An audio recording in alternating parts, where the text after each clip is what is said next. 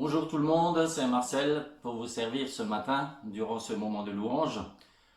Je suis vraiment content d'être avec vous ce matin. Enfin, je vous imagine derrière ma petite caméra. Donc, je ne sais pas comment vous êtes ce matin. Peut-être encore en train de boire votre café, peut-être assis devant votre écran, à votre bureau. Peu importe où vous êtes, comment vous êtes, en pyjama ou pas. L'important, c'est qu'on passe un bon moment ensemble pour louer notre Dieu, adorer notre Dieu, lui rendre gloire. Donc je vous propose quelques chants ce matin qui vous emmènent auprès du trône de la grâce. Et je ne sais pas si vous avez vos instruments, prenez votre guitare, prenez 2 couvercles pour faire du bruit, peu importe, personne ne vous entendra. Moi je ne vous entends pas, vous êtes chez vous, profitez vraiment de ce moment de louange, d'adoration. Je vous propose de chanter ce chant qui dit grande et merveilleuse parce que rien ne change, même si nous sommes confinés chez nous, notre Seigneur est toujours aussi grand, toujours aussi bon, il ne change pas.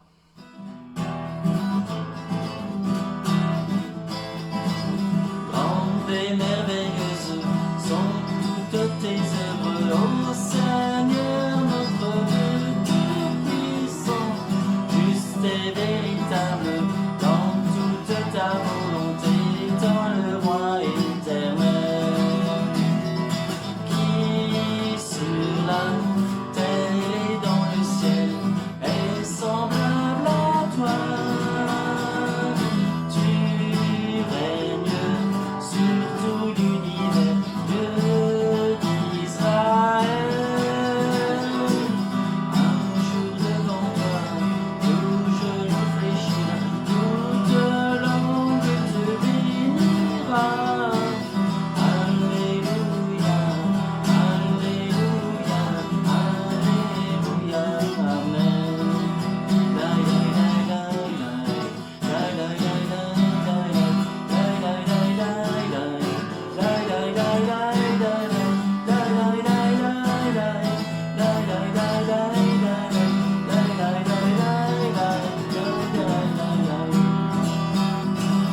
Grande et merveilleuse sont toutes tes œuvres, ô Seigneur, notre Dieu tout-puissant, juste et véritable dans toute ta volonté, toi le roi éternel, qui sur la terre et dans le ciel est semblable à toi.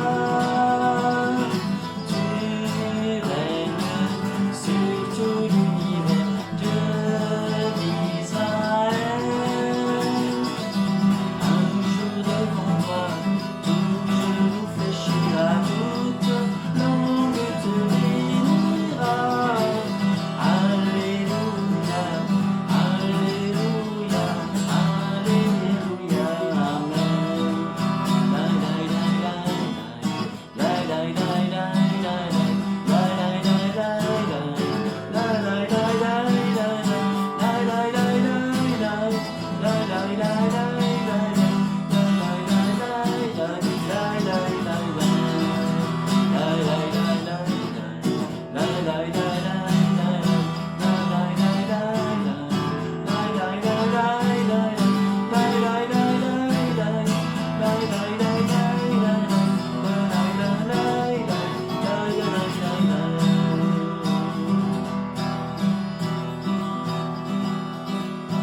Acclamez Dieu avec vos instruments. La terre est remplie de la miséricorde du Seigneur. Avec sa parole, les cieux et la terre, les montagnes, les mers, il créa. Acclamez le Seigneur avec vos instruments. Acclamez le Seigneur en jubilant. Acclamez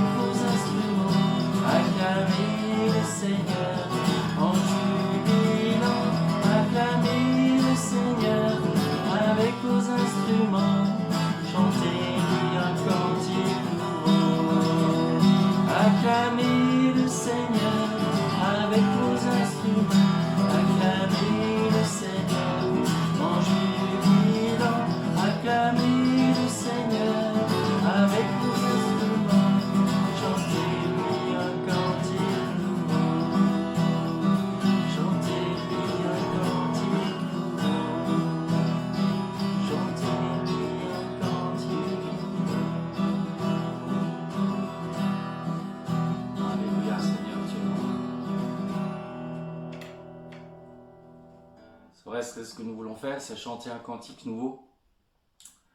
Même si les cantiques, nous les avons chantés 10 fois, 20 fois, ça reste toujours des cantiques nouveaux quand on les vit, quand on fait vraiment attention aux paroles et quand on réfléchit au sens de la parole, au sens des paroles. Il y a un chant que j'aime beaucoup qui s'appelle Mon secours est en toi. Il est tiré du psaume 121. Je regarde vers les montagnes, d'où me viendra le secours. Et ce chant a été écrit Mon secours est en toi, si la lune me glace, le soleil menace. Dans des circonstances assez difficiles, le compositeur l'a écrit dans des moments difficiles de tristesse où il a perdu un être cher et il s'est vraiment tourné vers le Seigneur. Il a dit, je lève les yeux vers les montagnes d'où me viendra le secours. Le secours me vient de l'Éternel et c'est ce que nous voulons faire, ne pas arrêter de faire. Nous savons que notre Dieu est souverain dans toutes les situations, même celles aujourd'hui. Et Dieu, il sait ce qu'il fait. Il sait ce qu'il fait. Notre but, c'est de rester fidèle. Fidèle à sa parole, fidèle à lui, fidèle à Jésus. Je lève les yeux vers les montagnes, je lève les yeux vers les hauts sommets. Vraiment, regardons au Seigneur, regardons à lui. Il n'y a que lui qui peut nous aider.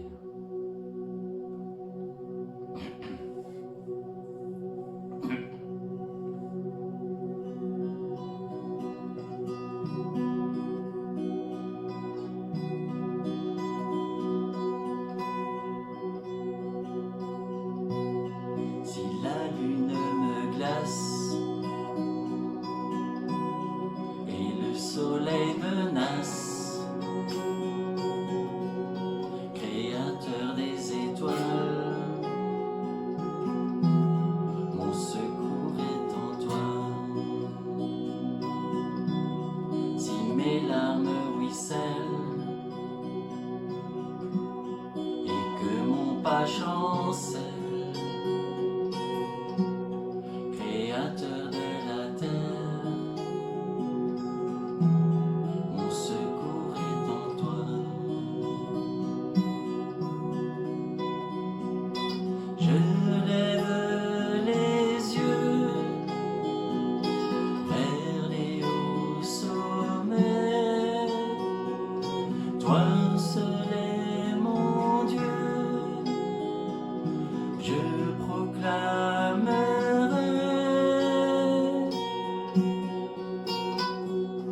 Toi seul est ma force, toi seul me restaure, mon secours est en toi. Toujours tu me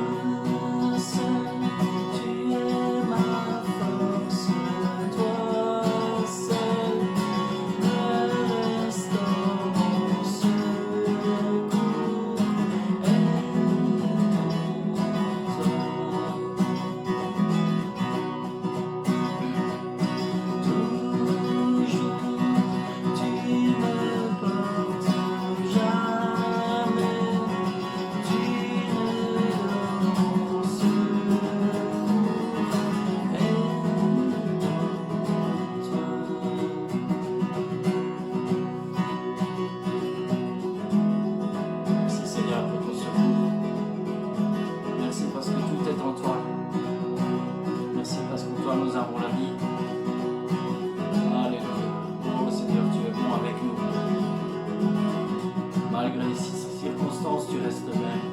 Tu es ce Dieu fidèle, ce Dieu qui nous aime par-dessus tout. Alléluia. Seigneur, je suis tout à toi. Alléluia. Prends tout de moi, Seigneur, ce matin. Dans mon cœur, dans mon âme, je te donne tout, Seigneur, je te donne tout. Béni sois-tu, mon Dieu.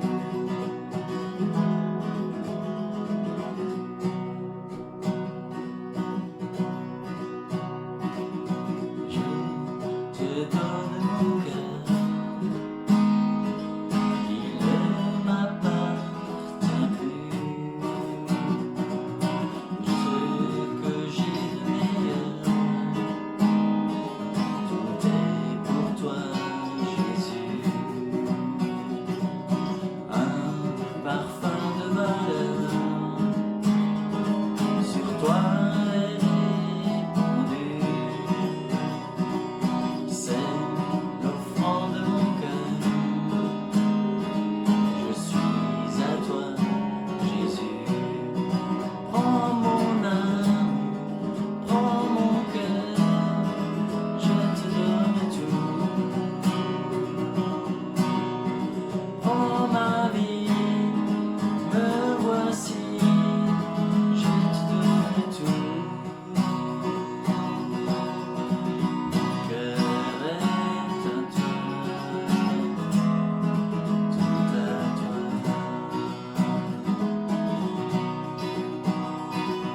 Je te donne mon cœur,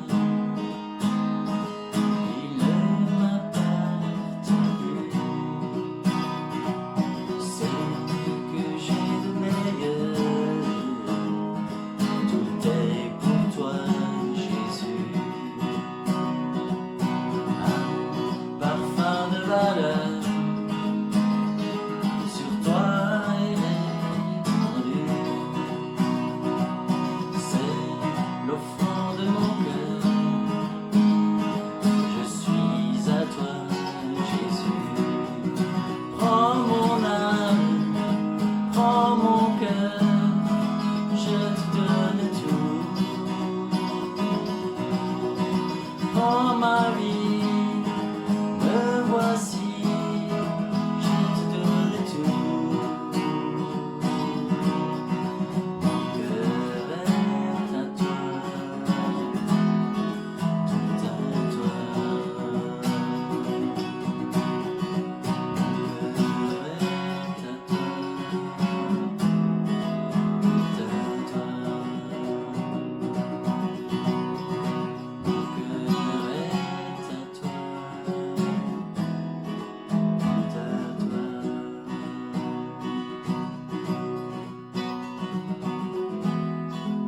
Je suis tout à toi, Seigneur. Alléluia. Oh Jésus, sois béni.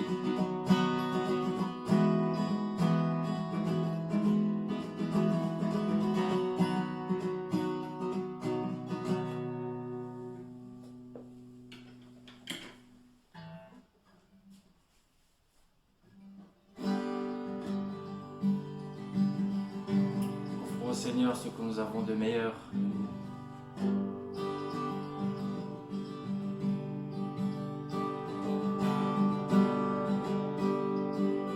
Je viens t'offrir, Seigneur,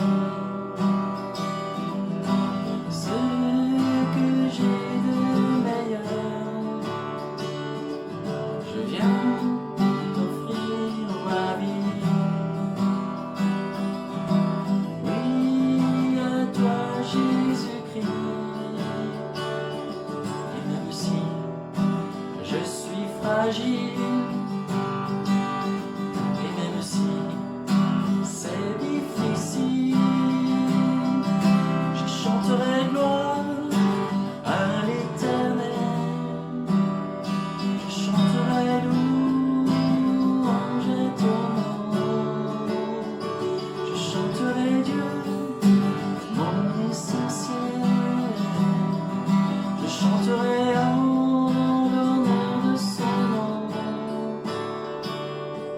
Je viens te dire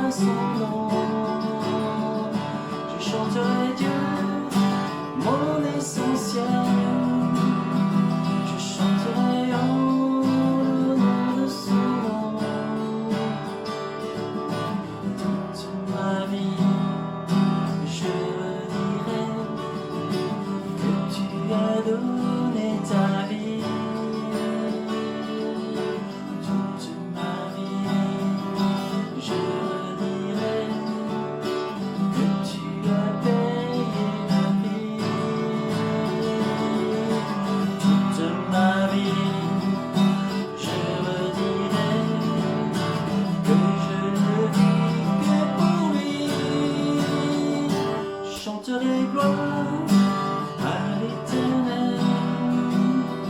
Je chanterai louange à son nom. Je chanterai Dieu, mon essentiel. Je chanterai en l'honneur de son nom. Je chanterai gloire à l'Éternel. Je chanterai louange à son nom. Je chanterai Dieu, mon essentiel. Je chanterai en l'honneur de son nom. Jésus.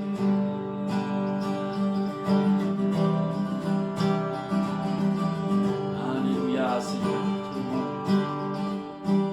Vraiment te louer, vraiment te bénir, Seigneur. Oh Jésus, merci d'être dans ta présence, dans ce lieu saint. Merci pour tous ces moments que nous pouvons partager avec toi. Oh Jésus, merci, tu es bon.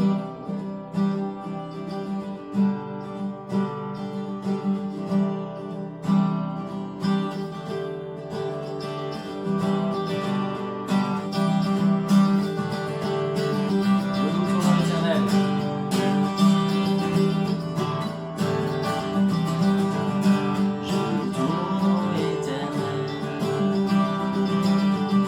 Seigneur, je célèbre ta bonté. Quelle joie tu vis en moi. Quelle joie tu viens pour nous sauver.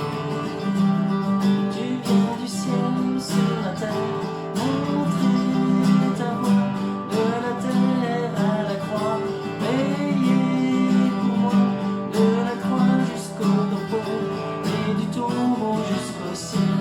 Je loue ton nom éternel.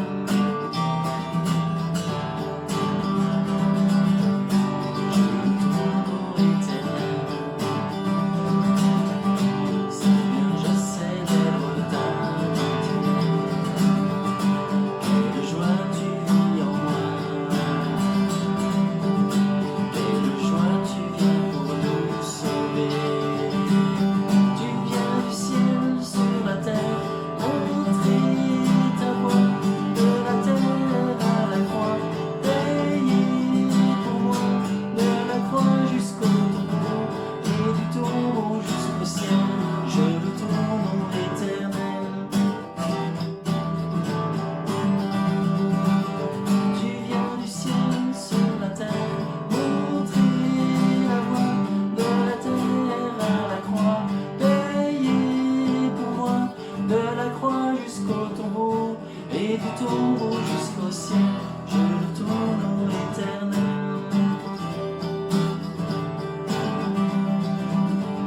Je loue ton nom éternel. Je loue ton nom éternel. Je loue ton nom éternel.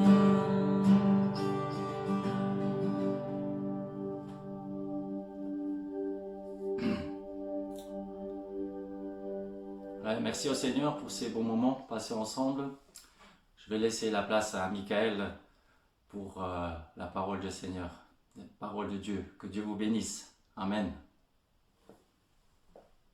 Bon, Michael, j'ai fait de mon mieux, hein. Je commence à avoir mal aux doigts. À bientôt, hein. Ciao. Voilà, bienvenue à chacun. Merci Marcel pour ce temps de louange, d'adoration. Merci pour les talents qu'il a donnés aux uns et aux autres afin que nous puissions travailler à l'encouragement, à l'édification du corps de Christ. C'est encore une joie pour moi de me tenir devant vous et de pouvoir vous annoncer ce que Dieu a mis sur mon cœur. La semaine dernière, nous avons parlé d'Élie et de ce qu'il a redressé l'autel de la consécration. Nous sommes montés ensemble jusqu'au sommet du mont Carmel pour être spectateurs silencieux de la confrontation qui opposait Élie aux prophètes de Baal et d'Astarté.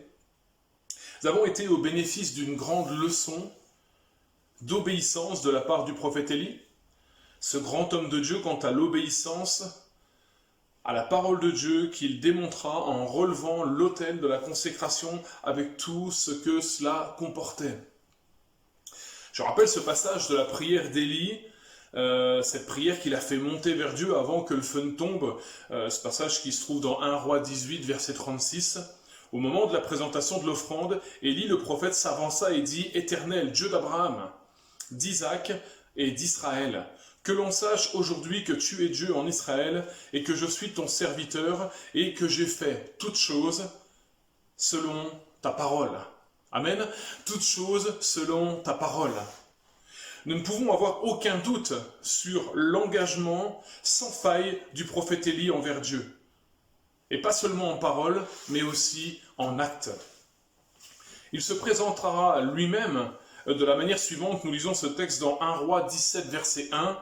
Élie, le Tishbite, l'un des habitants de Galade, dit à Akab, « L'Éternel est vivant, le Dieu d'Israël, dont je suis le serviteur. » Élie se présente ici comme le serviteur de Dieu. 1 Roi 17, verset 1. Ce texte nous dit ensuite, il n'y aura ces années ni rosée ni pluie, sinon à ma parole. L'histoire d'Élie est vraiment passionnante. Ce prophète est l'un des plus grands de l'Ancien Testament. C'est aussi un homme de foi. Un homme qui se tient devant Dieu, qui le sert avec une entière fidélité, dans un contexte qui religieusement était difficile. Alors je poursuis, vous l'avez bien compris, cette semaine encore sur la vie d'Élie et on va voir la suite de cette expérience qu'il a vécue et que nous avons pu partager ensemble la semaine passée. Son nom, Élie, veut dire « l'Éternel est mon Dieu ». Et je crois que ce fut la conviction de sa vie. Sa mission était de faire prendre conscience aux Israélites de leur apostasie et en même temps de leur iniquité et de leur indiquer le chemin du retour à Dieu. La consécration à toute épreuve d'Élie, à son Dieu et à son alliance fait à jamais de lui un modèle de foi, de courage et de loyauté. Pourtant, et c'est le thème de ce message d'aujourd'hui, Élie va apprendre que demain ne ressemble pas toujours à hier. Alors j'ai un scoop pour vous ce matin. Amen. Un scoop, après 1 Roi 18 vient 1 Roi 19. Et là, vous allez dire, le pasteur, il commence à être fatigué. Là où Élie nous semble être un géant de la foi, comme il nous a été présenté dans 1 Roi 18 et tout ce que nous avons pu voir la semaine passée, un champion de la cause de Dieu, le chapitre 19 va nous révéler Élie dans sa fragilité humaine. Il est découragé et déprimé. Et oui, même chez Élie, un homme de Dieu remarquable, le découragement, l'angoisse, ça existe. Alors, j'ai intitulé cette pensée ce matin, le découragement d'Élie, le chemin vers une autre expérience. Et j'aimerais qu'on puisse être encouragés ce matin, soyez attentifs à la parole, à ce qui va être dit, mais j'aimerais qu'on puisse être encouragés les uns les autres, à saisir toutes les vérités qui se trouvent dans ce texte-là et à pouvoir mettre en pratique ce que nous allons pouvoir en tirer ensemble. Peut-être ce matin, c'est cet état dans lequel tu te trouves, tu es peut-être dans une phase d'abattement, de découragement et même peut-être de dépression. Mais il y a vraiment une pensée pour toi ce matin dans le cheminement d'Élie. Je reviens sur ce que je disais, oui, même chez Élie, l'homme de Dieu même remarquable, un des plus grands, que la Bible ait porté, un des plus grands prophètes en tout cas, le découragement et l'angoisse, ont été là.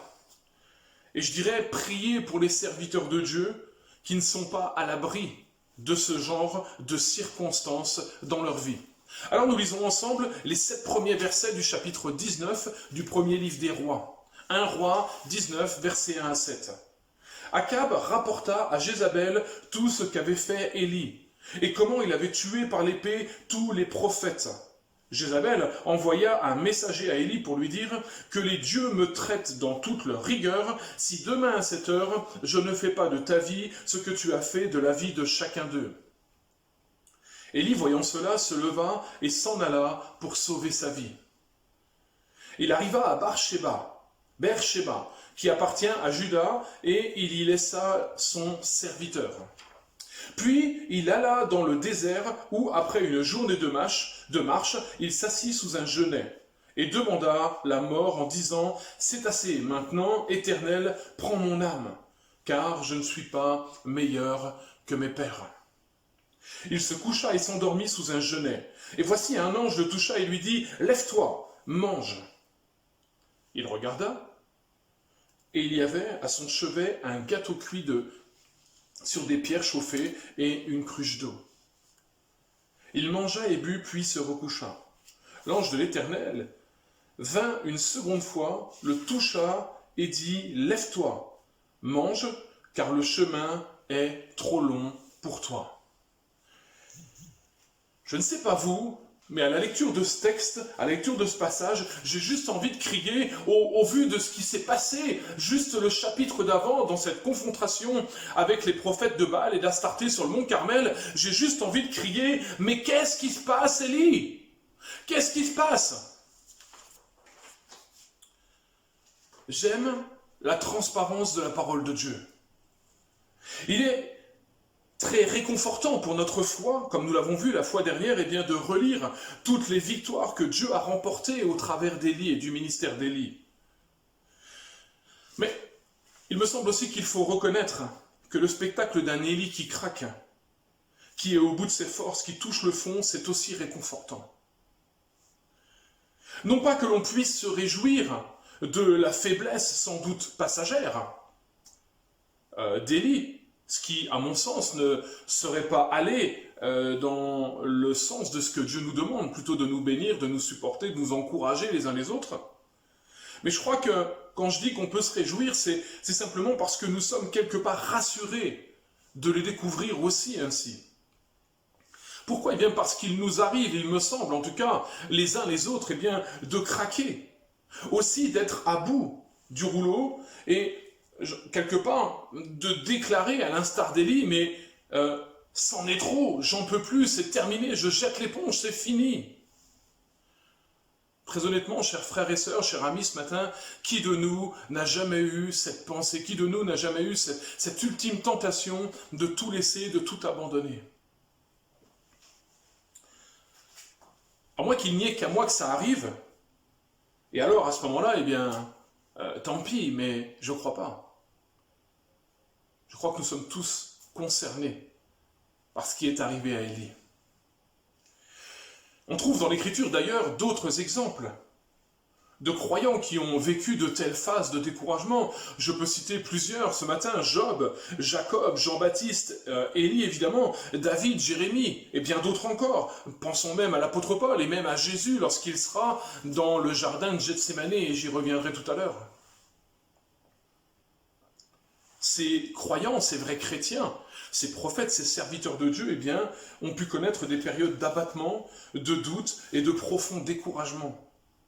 Mais la parole de Dieu nous donne aussi des ressources divines infiniment plus grandes et plus efficaces que les moyens humains pour pouvoir, eh bien, en tout cas, envisager de sortir de ces périodes d'abattement, de découragement, de dépression. Quand je reviens à Élie, il faut reconnaître que peu d'entre nous ont eu sans doute affaire à une personne aussi diabolique que Jézabel, la femme d'Akab. Cette épouse d'Akab, le roi d'Israël, était impitoyable. Elle poussait son mari à faire le mal, et c'est elle qui, j'ai envie de dire même, détenait le pouvoir dans le royaume. Son mari étant caché derrière elle, il était devenu faible, et en plus idolâtre à cause d'elle. Nous lisons dans 1 Roi 16, versets 31 à 32, « Et comme si c'eût été pour lui peu de choses de se livrer au péché de Jéroboam, fils de Nébat, il prit pour femme Jézabel, fille d'Étobal, roi des Sidoniens, et il alla vers Baal se prosterner devant lui. Il éleva un autel à Baal dans la maison de Baal qu'il bâtit à Samarie. » Oui, Akab était un roi idolâtre, et il avait une femme qui était impitoyable. Voilà, j'ai envie de dire, le contexte d'Élie, le contexte du ministère d'Élie.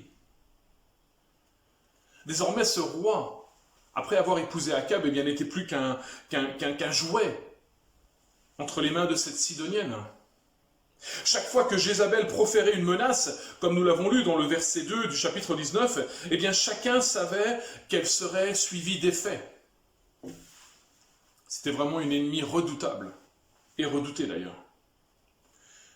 La conduite d'Élie, après avoir reçu le message de Jézabel, le rend comme méconnaissable.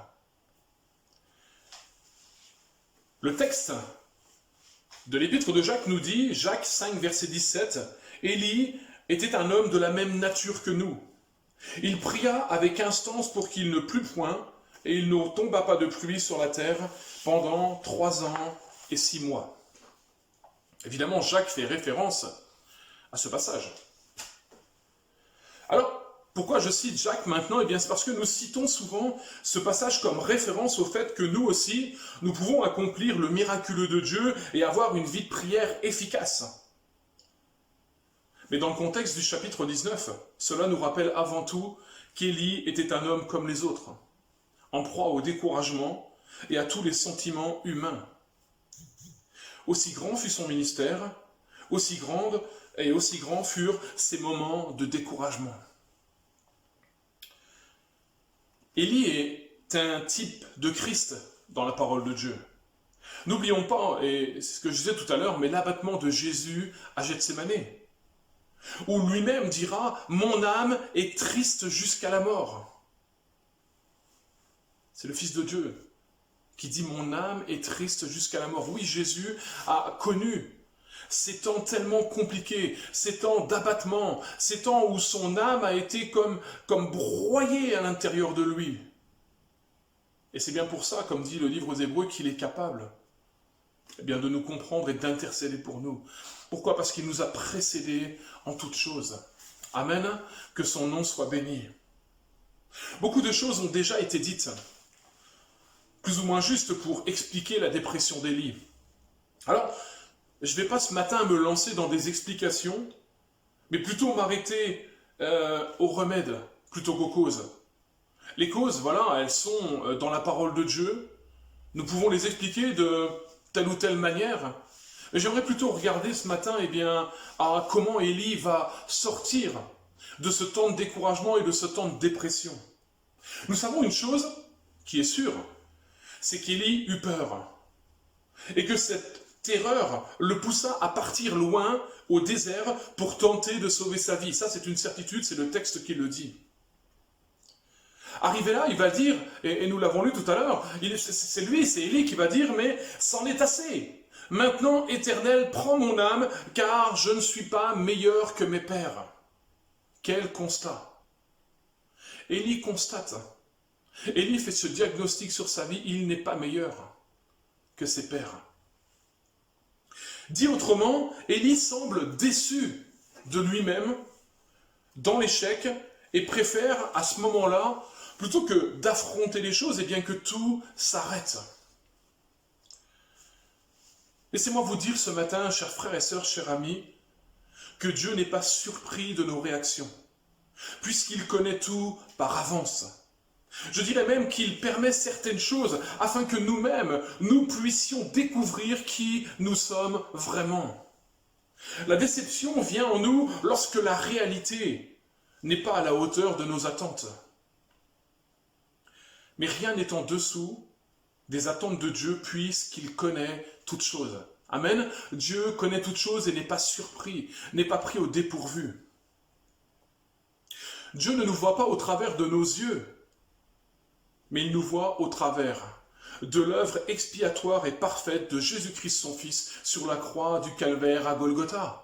Amen. Dieu nous voit saints au travers de Jésus-Christ. Dieu ne nous voit pas comme nous nous voyons, et heureusement d'ailleurs. Nous avons souvent un regard négatif sur nos vies, mais Dieu nous voit parfaits au travers de l'œuvre expiatoire de Christ. Évidemment, nous sommes en progression, nous sommes dans une phase, dans un cheminement, mais Dieu nous voit parfaits au travers de Christ, parce que l'œuvre de Christ est parfaite. Jésus dira à la croix, tout est accompli.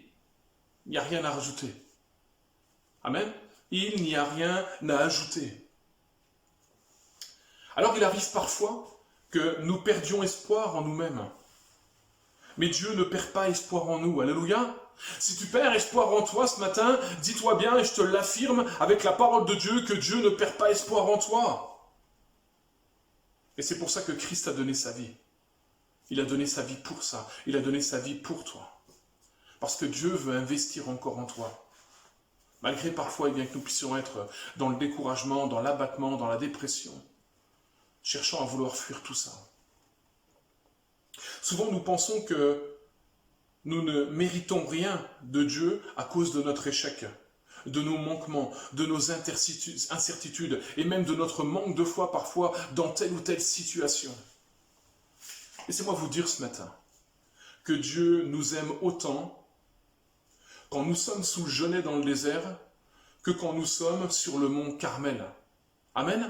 Dieu nous aime autant Dieu t'aime autant, je vais te le dire à toi ce matin, tu regardes cette vidéo, tu es derrière ton écran, eh bien Dieu t'aime autant quand tu es sous le genêt dans le désert, quand tu es dans une période de dépression, de crainte, de tremblement, d'abattement, de fatigue, de burn-out même peut-être.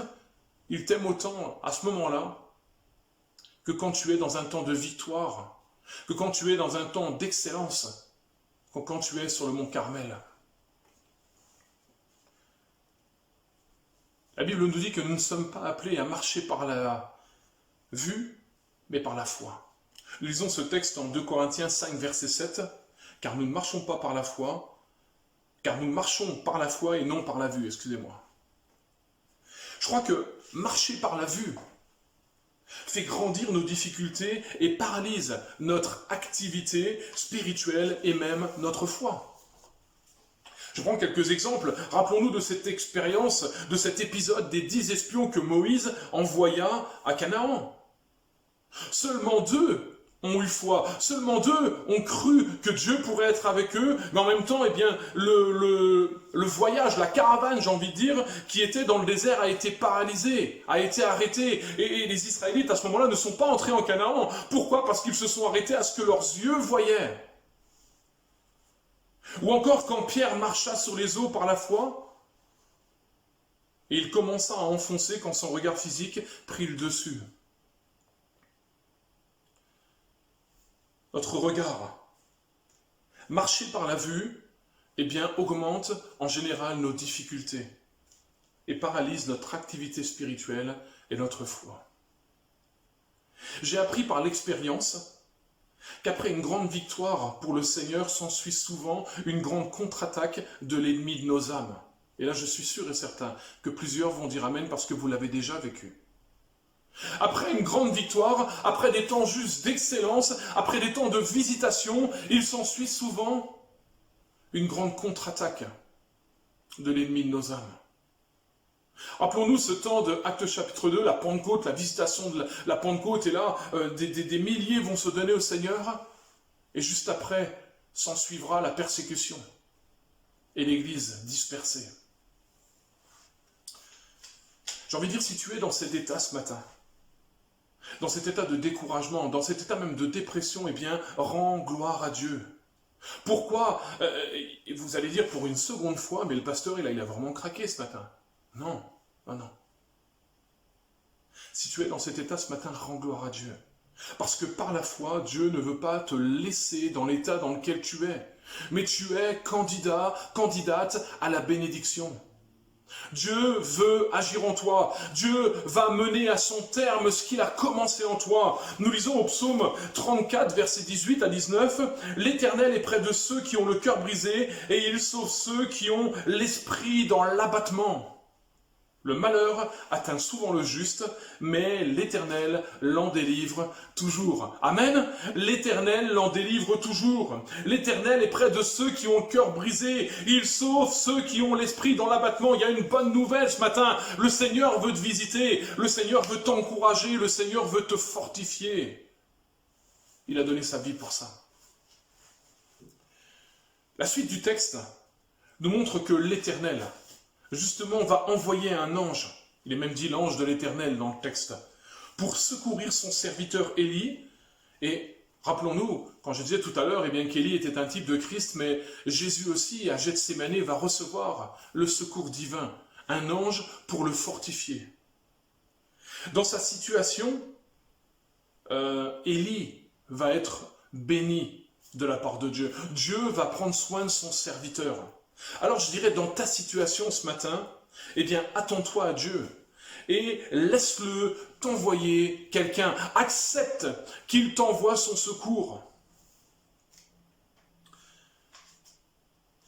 Dans cette partie du texte, dans cette partie du passage, on peut retenir une chose, eh bien, c'est la persévérance et la douceur de l'ange de l'Éternel qui n'est autre qu'une révélation de Jésus-Christ, nous le savons dans l'Ancienne Alliance. La douceur et la persévérance envers Élie qui va lui laisser le temps dont il a vraiment besoin. Savons que l'ange va déposer eh bien, le gâteau et la cruche d'eau et puis il va revenir une seconde fois, il va prendre patience. N'est-ce pas l'image de Christ dans le Nouveau Testament duquel il est dit qu'il était doux et humble de cœur? N'est-ce pas là l'image aussi eh bien, du Dieu que nous servons, de ce Dieu qui marche à notre pas, de ce Dieu qui persévère, de ce Dieu qui est doux envers nous, de ce Dieu qui est patient? Je cite ce passage aussi de l'évangile de Marc où Jésus dira à ses disciples « Venez à l'écart dans un lieu désert et reposez-vous un peu ». Car il y avait beaucoup d'allants et venants et ils n'avaient même pas le temps de manger. Marc 6, verset 31. Oui, Jésus veut prendre soin de nous. Jésus veut prendre soin de toi comme il veut prendre soin de moi. Il est bon le Seigneur et il sait exactement ce dont nous avons besoin.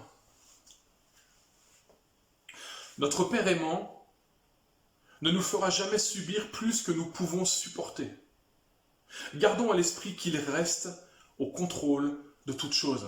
Amen. Peu importe ta situation, je ne sais pas ce matin, ce qui te met dans le découragement, ce qui te met dans le désarroi, ce qui te met même peut-être dans la dépression, mais garde à l'esprit que Dieu reste au contrôle de toute chose et que tu n'as rien à craindre. Il est Dieu. Je ne sais pas vous, mais personnellement, j'aimerais bien connaître la recette du gâteau que l'ange de l'Éternel donna à Élie.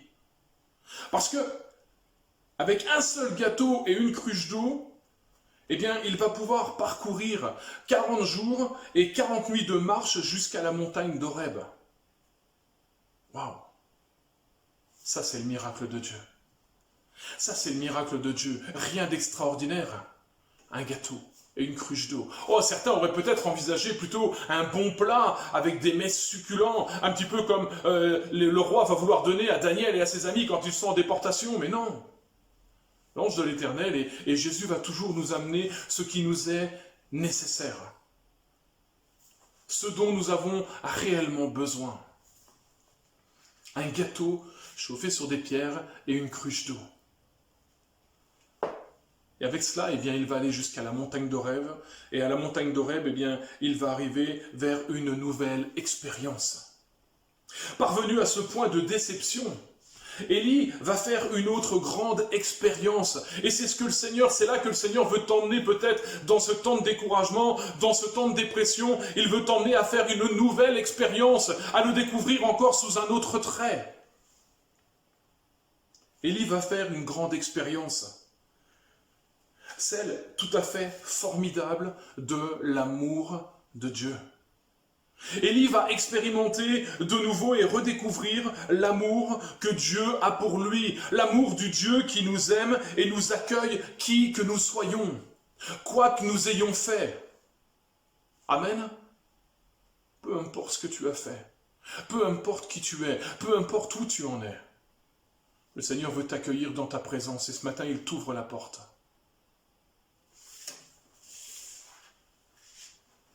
La manière dont Dieu se manifeste est remarquable.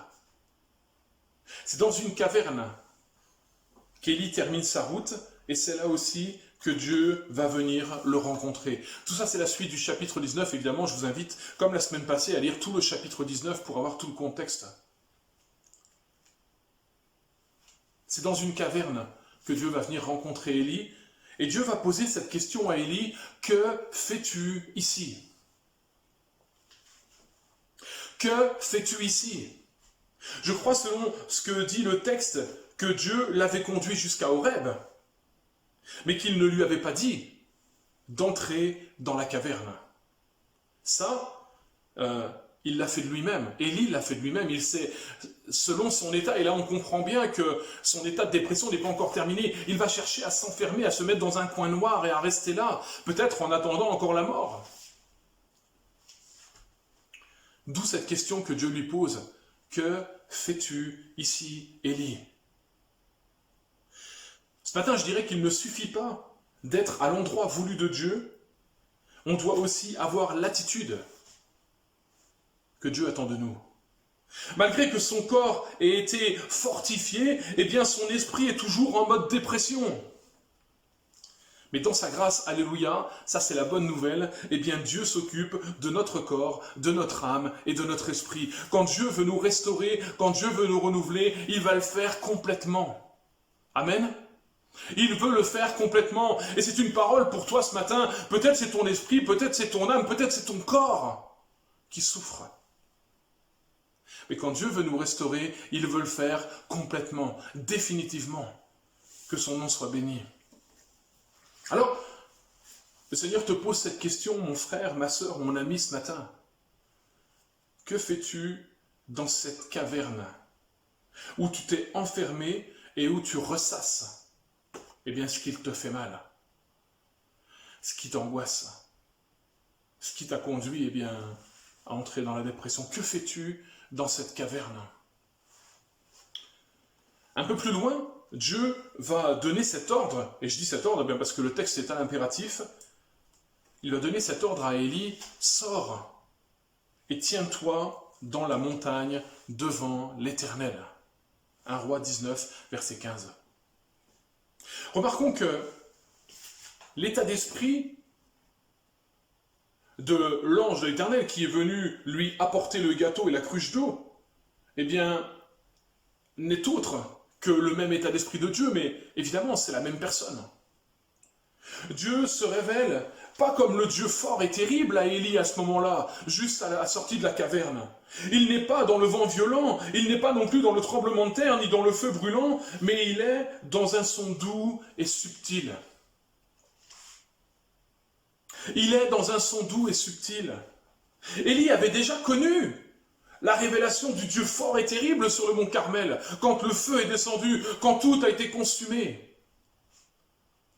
Et cette fois, à cause de son expérience, à cause de là où il en était, il avait besoin d'autre chose. Et c'est peut-être ton cas ce matin. Tu as besoin d'une autre révélation de Dieu.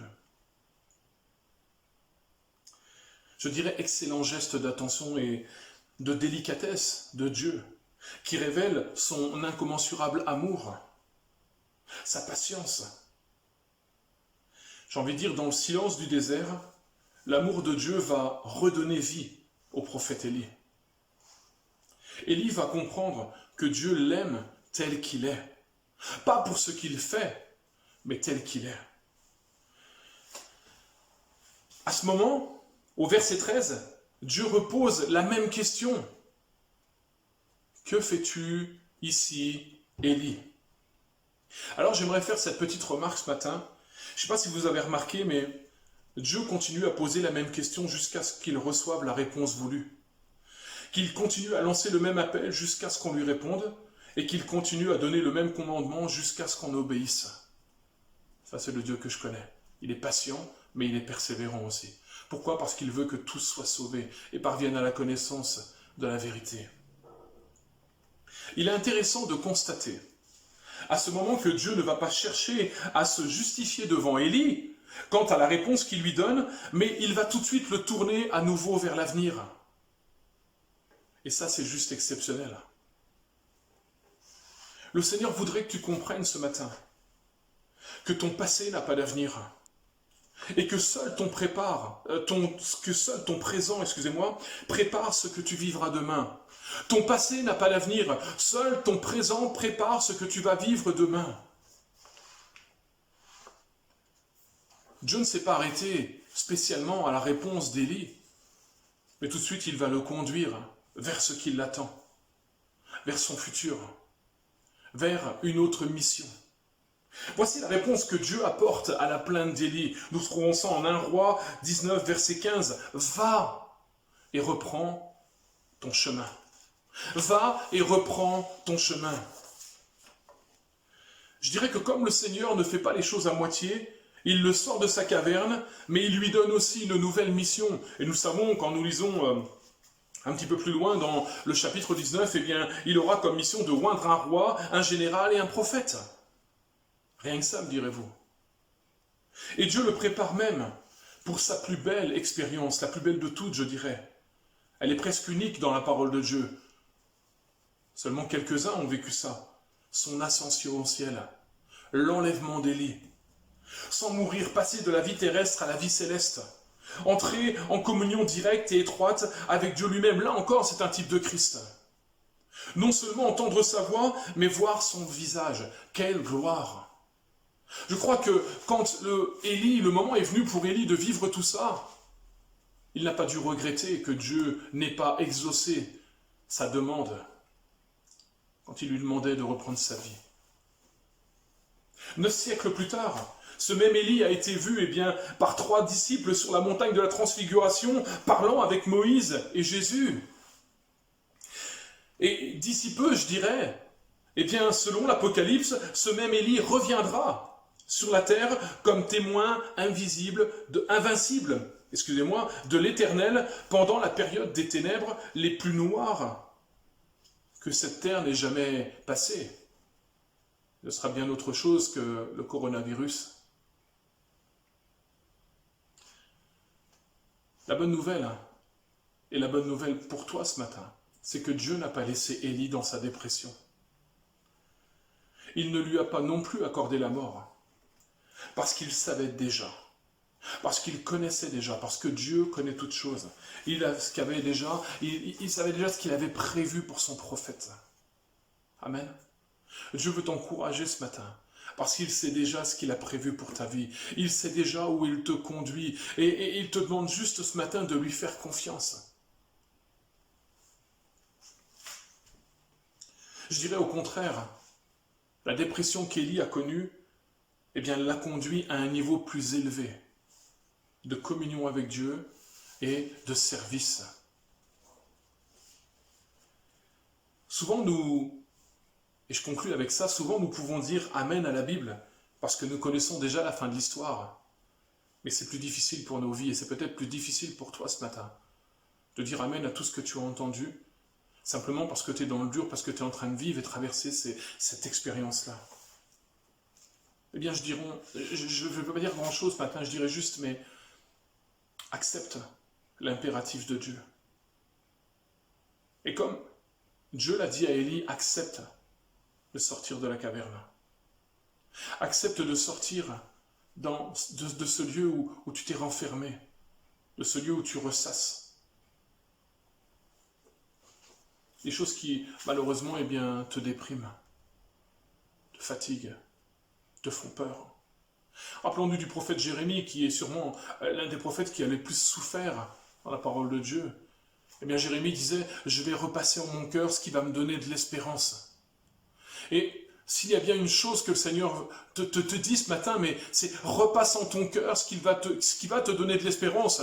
Alors que David, avec Goliath devant lui, il aurait pu être terrifié aussi. Et peut-être c'est un géant qui est devant toi. Il y a le géant de la mort, il y a le géant de la maladie qui est là et qui te terrifie et qui te paralyse. Mais David, qu'est-ce qu'il va dire? Il va dire, mais je vais me souvenir, je me souviens, je sais comment Dieu m'a délivré de la patte de l'ours et comment il m'a délivré de la gueule du lion. David, pour aller affronter son géant, s'est appuyé sur l'expérience, sur ce qu'il avait déjà vécu avec Dieu, sur ce qu'il savait, sur ce qu'il connaissait de Dieu.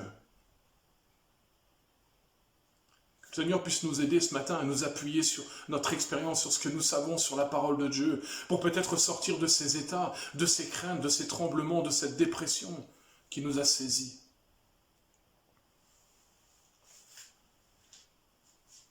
J'ai envie de dire en même temps, prenons garde.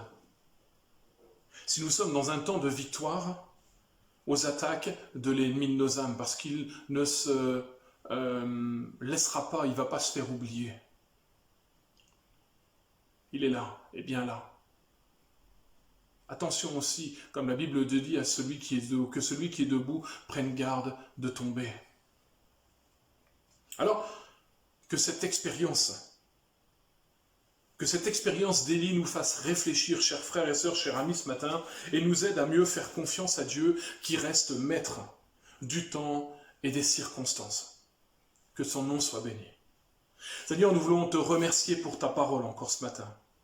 Nous voulons te bénir parce que tu es notre Dieu. Seigneur, merci pour cet encouragement que tu nous laisses encore.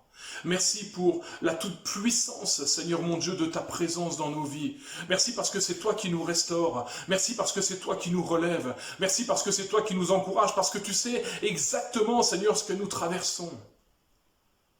Seigneur, nous voulons te louer encore ce matin et je prie tout particulièrement pour chaque frère, chaque sœur, chaque ami ce matin qui traverserait un moment de découragement profond. Un moment où peut-être même, Seigneur mon Dieu, on aurait cette ultime tentation d'abandonner la foi. Un moment où on serait dans une dépression, dans quelque chose qui a triomphé de nous. Seigneur, je prie pour chacun, chacune ce matin, afin que par ta grâce, Seigneur mon Dieu, bien, tu puisses les aider, que tu puisses les accompagner, que tu puisses les fortifier, que tu puisses leur permettre, Seigneur, de reprendre la route, de reprendre le chemin, de sortir de la caverne, Seigneur. Tu es tellement bon. Seigneur, les causes sont diverses et variées. Mais Seigneur, tu nous donnes dans ta parole des solutions. Alors Seigneur, permets encore que par la foi nous puissions avancer. Permets encore que par la foi nous puissions te faire confiance. Permets encore que par la foi, Seigneur, nous puissions saisir la victoire en ton nom. Et sortir de cet état. Et comme Élie, eh bien, découvrir le plan glorieux que tu as prévu pour nous. Seigneur, que ton nom soit élevé encore ce matin. Merci pour ta parole, merci parce qu'elle nous fait du bien. Et encore une fois, merci pour la transparence de la parole de Dieu. Merci pour la vie de ces hommes dans lesquels nous pouvons nous identifier. Que ton nom soit glorifié. Seigneur, merci encore pour toutes choses. Je prie au nom de Jésus-Christ. Amen. Béni sois-tu, Jésus. Amen. Alléluia, que le nom du Seigneur soit béni.